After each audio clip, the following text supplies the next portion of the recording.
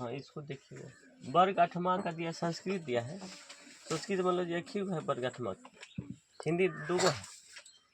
इससे शायद हम लोग पाठ 1 बनाए थे पहले, एक दिन हुआ था।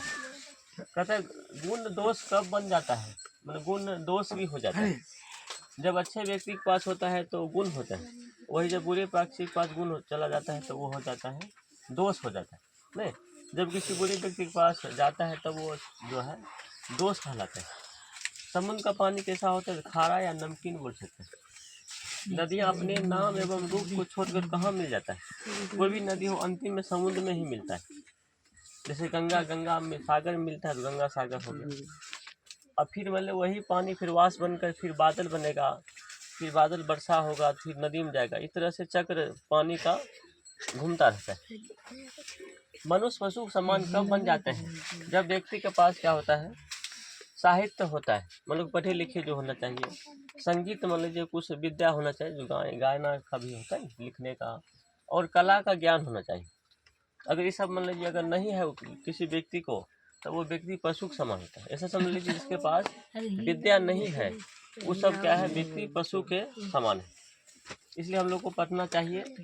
किस व्यक्ति को यश नष्ट हो जाता है, यश मतलब जो प्रसिद्धि होता है, दुनिया में नाम वगैरह होता है, वो कब नष्ट हो जाता है, जब लालची हो जाता है। दूसरे धन जो है अपने को हड़पना चाहेगा, चोरी का, डकैती का, तो मान लीजिए व्यक्ति का यश नष्ट हो जाता है। फिर उसके पास धन रहेगा लेकिन जो यश होता है वो नहीं बच पाएगा।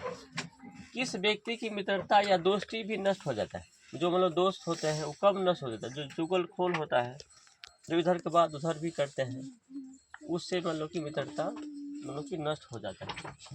किस व्यक्ति को वंश जो होता है, वंश मतलब कुल जो होता है, नहीं कोई भी किसी का वंशज होता है, चाहे राम का वंशज हो गया, नहीं दशरथ था तो उसके पिता अज थे, उसी तरह से जो आ रहा है ना, मर्यादा पुरुषोत्तम, उसी तरह किसी व्यक्ति का वंश होता है कब नष्ट हो जाता है, जब कर्महीन व्यक्ति हो जाता है।